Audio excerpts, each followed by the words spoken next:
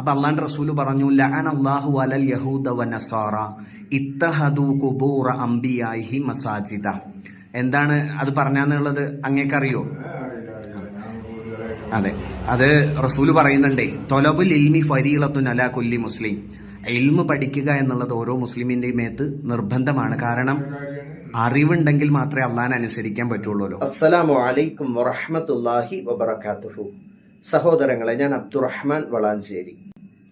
നബി സല്ലല്ലാഹു അലൈഹി വസല്ലം നുബുവത്തിന്റെ വാക്കുകളിലൂടെ നമ്മെ പഠിപ്പിച്ചു, തൊലബുൽ ഇൽമി ഫരീളത്തുൻ അലാ കുല്ലി മുസ്ലിം. മുസ്ലിമായ ഏതൊരാൾക്കും ഇൽമ് നേടുക എന്നുള്ളത് അവന്റെ ബാധ്യതയിൽപ്പെട്ട കാര്യമാണ്. കാരണം അല്ലാഹു സുബ്ഹാനഹു തആല അടിമയായ എനിക്ക് നൽകിയ കൽപ്പനകളും നിർദ്ദേശങ്ങളും എന്താണെന്ന് മനസ്സിലാക്കിയാൽ മാത്രമേ അവൻ അല്ലാഹുവിനനുസരിച്ചിട്ടുള്ള ഒരു ജീവിതം സാധ്യമാവുകയുള്ളൂ. നബി സല്ലല്ലാഹു അലൈഹി വസല്ലമ തങ്ങളോട് അല്ലാഹു കൽപ്പിക്കുന്നു, ഫഅലം അന്നഹു ലാ ഇലാഹ ഇല്ലല്ലാഹ്. നബിയെ സല്ലല്ലാഹു അലൈഹി വസല്ലം നിശ്ചയമായും താങ്കൾ അറിയണം, ലാ ഇലാഹ ഇല്ലല്ലാഹ് എന്നുള്ളതിനെ കുറിച്ച് അറിയണം, പഠിക്കണം എന്നുള്ളതാണ്. ഇസ്ലാമിന്റെ അടിസ്ഥാനം ഖുർആനും സുന്നത്തുമാണ്.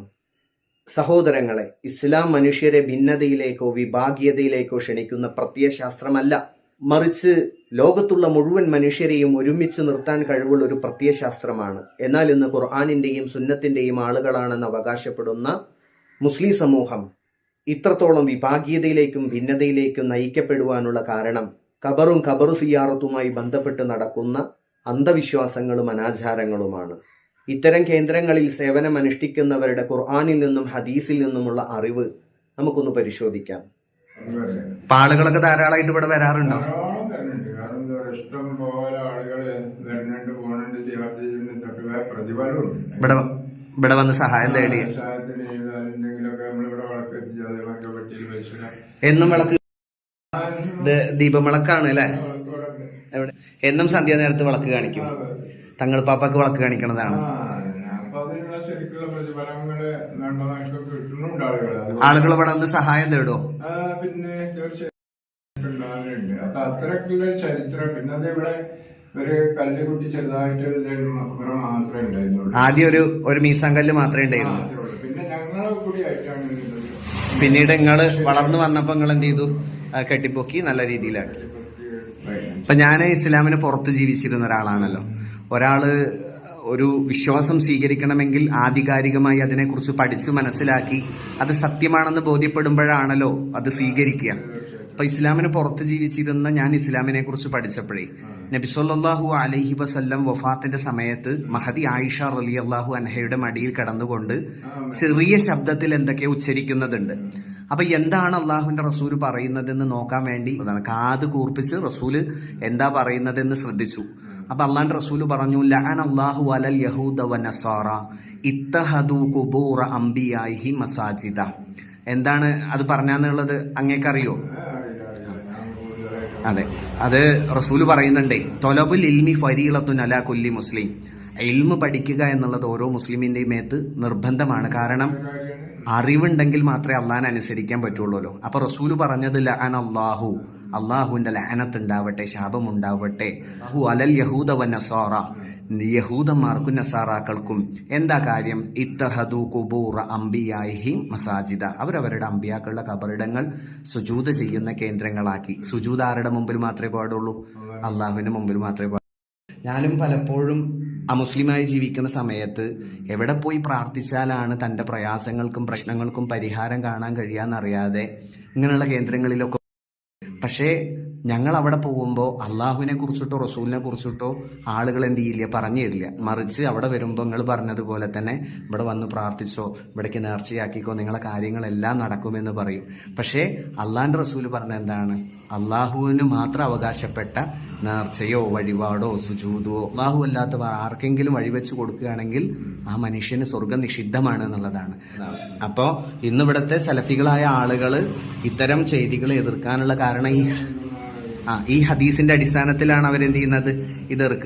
ഇതിനെ എതിർക്കുന്നത്. അപ്പൊ നിങ്ങളും ദീനിനെ കുറിച്ച് കാര്യമായിട്ട് പഠിക്കണം. ഞാനും പഠിച്ചു മനസ്സിലാക്കിക്കൊണ്ടിരിക്കുകയാണ്.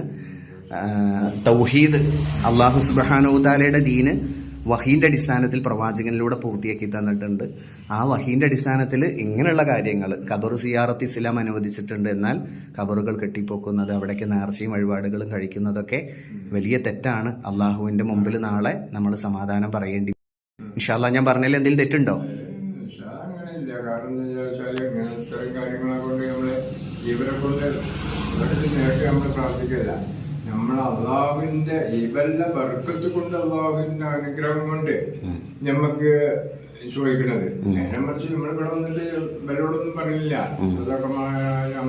സൂറത്ത്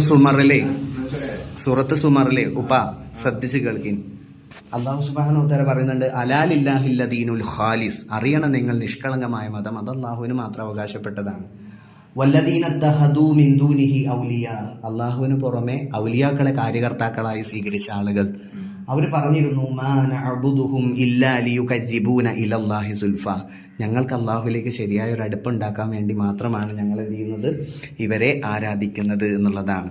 അള്ളാഹു സുബ്ഹാനഹു വ തആല പറഞ്ഞു, ഇന്നല്ലാഹ യഹ്കും ബൈനഹും ഫീമാ ഹും ഫീഹി യഖ്തലിഫൂൻ, നിശ്ചയമായും അവർ ഭിന്നിച്ച വിഷയത്തിൽ അള്ളാഹു വിധി കൽപ്പിക്കുക തന്നെ ചെയ്യും. ഇന്നിവിടെ സുന്നി മുജാഹിദൊക്കെ ഈ വിഷയത്തിൽ ഭിന്നിപ്പിലുള്ളത്. ആ ഭിന്നിച്ച വിഷയത്തിൽ എന്ത് ചെയ്യും, അള്ളാഹു വിധി കൽപ്പിക്കും. ഇന്നല്ലാഹ ലാ യഹ്ദി മൻ ഹുവ കാദിബുൻ വ കുഫാറ, ഒരിക്കലും അള്ളാഹു സന്മാർഗത്തിലാക്കുകയില്ല കള്ളവാദികളായ ആളുകളെ, നിഷേധികളായ ആളുകളെ എന്നുള്ളതാണ്. അപ്പം മക്കയിലെ മുശ്രിക്കുകൾ അള്ളാഹുവിന് പുറമെ ഔലിയാക്കളെ അതല്ലെങ്കിൽ മഹാന്മാരെന്നത് എന്തിനു വേണ്ടിയിട്ടാണ്? അള്ളാഹുവിലേക്ക് യഥാർത്ഥത്തിൽ ഒരു അടുപ്പുണ്ടാക്കാൻ വേണ്ടിയിട്ടാണ്. അപ്പം നമ്മൾ ഖുർആൻ പഠിച്ച് മനസ്സിലാക്കിയാൽ ഇപ്പം ഈ പറഞ്ഞതുപോലെ തന്നെ നമ്മുടെ വിശ്വാസം ശരിയല്ല എന്ന് മനസ്സിലാക്കാൻ കഴിയും. അതെ അതെ, ഇൻഷാ അല്ലാഹ്. എന്തായാലും നിങ്ങളെ അത് ഖുർആൻ ആദ്യമായിട്ട് ഇപ്പൊ ഞാൻ ഹിന്ദുവായി ജീവിക്കുമ്പോഴേ ഖുർആൻ ആദ്യമായി പറഞ്ഞത് ഇഖ്റ ബിസ്മി റബ്ബിക്കല്ലദീ ഖലഖ്, നിങ്ങൾ വായിക്കണം നിങ്ങളെ സൃഷ്ടിച്ച സൃഷ്ടാവിന്റെ നാമത്തിൽ എന്നുള്ളതാണ്. അല്ലമൽ ഇൻസാന മാ ലാ യഅലം, മനുഷ്യൻ അറിയാത്ത കാര്യങ്ങൾ അള്ളാഹു നിങ്ങളെ പഠിപ്പിച്ചിരുന്നുള്ളതാണ്. പക്ഷെ നമ്മൾ ഖുർആൻ പാരായണം ചെയ്യുന്നുണ്ട്, അതിന്റെ ആശയാദർശങ്ങൾ എന്താണെന്ന് പഠിക്കുന്നില്ല. അതാണ് നമുക്കുള്ള പ്രശ്നം. ഇൻഷാ അല്ലാഹ് എന്തായാലും തൗഹീദ് മനസ്സിലാക്കുക. നമ്മൾ മുടി നരച്ചിട്ടുണ്ട്, പ്രായാധിക്യം വന്നിട്ടുണ്ട്, ഏത് സമയത്തും അള്ളാഹുവിലേക്ക് തിരിച്ചു പോകണം. അള്ളാഹു ഇഷ്ടപ്പെട്ട അടിമകളായി മടങ്ങാൻ നമ്മൾ ഓരോരുത്തരെയും അള്ളാഹു അനുഗ്രഹിക്കട്ടെ. നോക്കൂ സഹോദരങ്ങളെ, ഖുർആനും സുന്നത്തും പഠിച്ച് മനസ്സിലാക്കി യഥാർത്ഥ വിശ്വാസികളായി ജീവിക്കുവാൻ നാം ഓരോരുത്തരും പരിശ്രമിക്കുക. അല്ലാഹു സുബ്ഹാനഹു വ തആല നമ്മെ ഓരോരുത്തരെയും അനുഗ്രഹിക്കുമാറാകട്ടെ. അസ്സലാമു അലൈക്കും വറഹ്മത്തുള്ളാഹി വബറകാതുഹു.